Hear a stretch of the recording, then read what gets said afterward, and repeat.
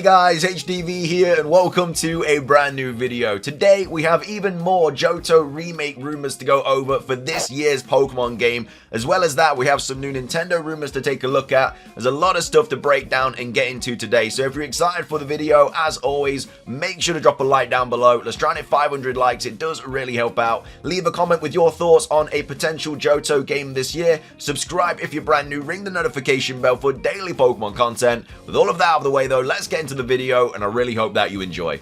So, starting things off, we have this Twitter thread here from ConEX, who has basically found links to Johto from the Indigo Disc and Kitakami and just Pokemon Scarlet and Violet in general, which could lead us to believe that we may be getting a new Johto game this year. So, we have Khan basically saying a trio transformed for new purpose by a Pokemon with a higher dex number also came back from the dead. So obviously we have the Loyal 3 or the Disloyal 3 here that all died obviously, but we brought them back to life with the whole kind of Kitakami storyline and everything like that. So we've caught all of those, but that is exactly what happened with the legendary beasts as well. Raikou, Entei, and Suicune had actually died, and then Ho-Oh, well, the story says that Ho-Oh brought them back to life. They used to be evolutions, so obviously a Jolteon, Flareon, and Vaporeon. They died in the Burn Tower, and then Ho-Oh brought them back to life and gave them these new forms and what we now know as the legendary beasts. So we have that kind of connection there where we have like a trio of Pokemon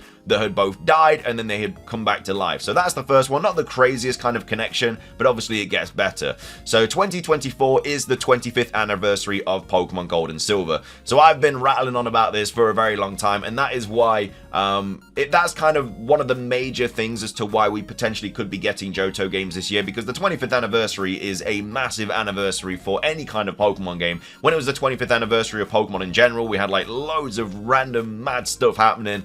But now, obviously, it's the 25th anniversary of Johto, so if we don't get some sort of Johto game this year, I would still expect to see a lot of Johto representation anyway, because it's the 25th anniversary, it's the silver anniversary of Pokemon Gold and Silver. It makes sense to get something for them this year.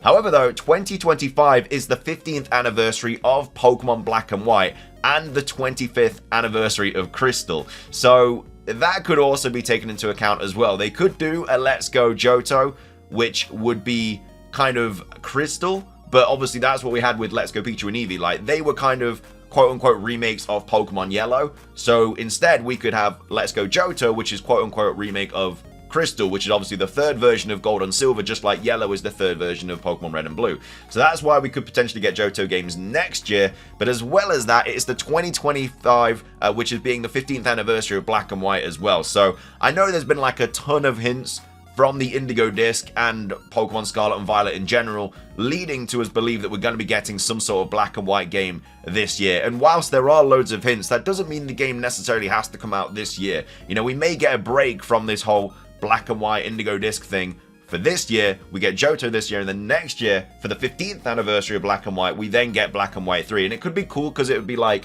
15 years set in the future, because Black and White 2 was set like 2-3 years in the future from Black and White. It'd be cool if Black and White 3 was set 15 years in the future, because then we would have all these characters like Lacey and Drayton and Crispin and Amaris, and we'd probably see like Drayden as well, like Irish, like they'd all be older, like N would be older, all of these different people like Alder as well, they would all be a lot older in a 15th anniversary, like a 15-year kind of time jump in those games. And it makes sense to kind of bring a Generation 5 game out on the 15th anniversary. If they do them the other way around, it just doesn't really make sense. It'd be the 14th anniversary this year of Black and White, and then next year it'd be the 26th anniversary of Gold and Silver. You may as well just swap them around and have the 25th anniversary for Johto this year and bring out a game for that, and then next year for the 15th anniversary of Black and White, you then bring that out for that, if that makes sense. It just kind of, I don't know, maybe it's just, it just looked better chronologically and stuff, and it'd just be nicer to bring these big games out on anniversaries of them. So yeah, I don't know, that's just kind of something to think about. And then a traditional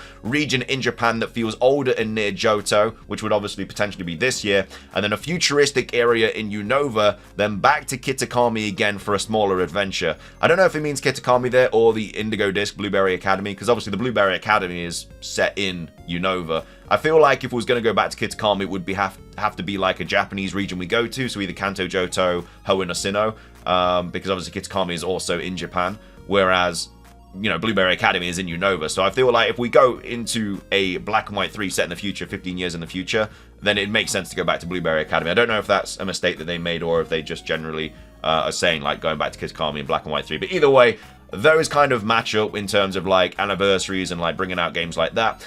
And then we also have him saying this generation is perhaps the later or the least subtle Game Freak has been, with hints towards the next games, to be honest. So obviously we had the mythical Peachy Berry, which was the item needed for the Petulant event, which obviously we've just done. And then berries are a special category of consumable item originally introduced in Generation 2. So we have this mythical Peachy Berry, which, we've never really had much to do with berries. I mean, we've obviously had loads of berries and stuff, but like not to this extent where it's like a mythical Pokemon item, which could be obviously a throwback to berries originating in Gen 2. And as well as that, we literally made a video recently going over how potentially Petulant could actually be from Johto because of the old couple potentially being the daycare couple from Johto, and they took Petulant in. So if Petulant itself is from Johto, which very well could be the case from those things that we went over in that video, then that's even mad. That's even more mad because obviously like the mythical Peachy Berry originated in Johto, which is when the berries originally started. If that makes sense, I don't know. I feel like I'm also kind of going off topic, but hopefully it's all making sense. And as well as that, Game Freak using DLC for the current gen to drop intensely subtle, unsubtle hints to the next titles, of course, would be insane. The talk of madmen. So of course we had the Urshifu different fighting styles, and then the game we got the year after that was obviously the agile style and the strong style for Legends Arceus. So that was a bit of a hint towards that. And then we also had the Crown Tundra as well, being a hint to the kind of crown hats that obviously these Pokemon wear for the whole terrestrialization thing. So there are a lot of Generation 2 hints here, and it kind of makes sense that we'd get Gen 2 this year and Gen 5 next year, and I'd be absolutely fine with that. So Gen 2 this year, Gen 5 next year, and then 2026 would be Gen 10 on the 30th anniversary, and they are literally just knocking out anniversaries for these specific games, and it gives them a lot of content to work on. And then whether either of these games that come out this year or next year would be on the Switch 2 is left to obviously be seen, but then Generation 10 would definitely be on the Switch 2, and that could be the first Pokemon game we get on the Switch 2, but I don't know, we'll have to wait and see. But either way, there's a lot of hints here suggesting Johto, and yeah, massive shout out to Khan for making all of these links. But yeah, it's got me more excited for a Johto game this year, and obviously Black and White next year. It just makes sense for the 25th and the 15th anniversary. But it's 25th anniversary of Crystal next year, so we could always do a Let's Go situation like that. But anyway, what are your thoughts on this? Do you think this is more pushing you towards a Johto game this year and Gen 5 next year? Or do you think we're still going to get like some sort of Gen 5 game this year? Let me know your thoughts on that. Moving on though, we do have some quick rumors to go over as well about the next console. We have WWG here tweeting out saying Nintendo's next 3D Super Mario game, which of course is going to be on the Nintendo Switch 2, is rumored to be 4 times larger than Super Mario Odyssey. So if we go to this post here, they're saying a new rumor has claimed that Nintendo's next 3D Mario game for the currently unannounced Nintendo Switch 2 console will be a gargantuan in scale. While Nintendo has released a multitude of Mario titles over the years of the Switch's life cycle, it hasn't let loose a 3D entry in the series since 2017 with Super Mario Odyssey, which is obviously 7 years ago. If previous rumors prove to be true, this won't hold true through 2024, as Nintendo is said to have been cooking up a new Super Mario game quietly behind the scenes. Now, we may have more context about just how large this title could be. So according to Zippo, who has had credible info tied to Nintendo in the past, this new Super Mario game for Switch 2 is expected to be 4 times larger than all of the areas in Super Mario Odyssey combined. This basically kind of sounds like an open world Mario game, which would be insane. I would love to play that. If true, this would be by far the largest Mario game that Nintendo has ever created. Beyond this scale, this new Super Mario title is also said to be open world in nature, which would be a first for the series. Never mind, it would be open world. So yeah, we're getting a lot of open world games right now. Obviously Legend of Zelda being open world, Scarlet and Violet being open world. Mario is the next one to kind of take that plunge, and an open world Mario game would be really, really cool. And it's gonna be a mad game as well. We all know how big the 3D Mario games are, but the first one for the Nintendo Switch 2, with the new graphics and the new powerful system, that thing is gonna be absolutely insane. And as well as that, we're gonna have Mario Kart as well. Bro, honestly, Nintendo are about to feast. They are cooking up stuff right now.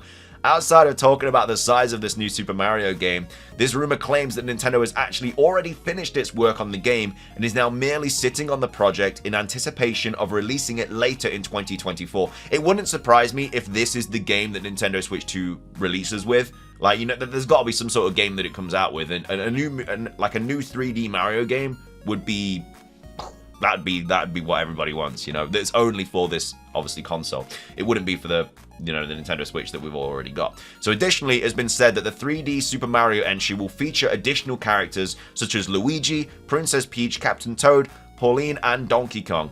It's sad on Yoshi. It's not known what role of these characters will play, but they're surely going to play a part in the game's story to some degree.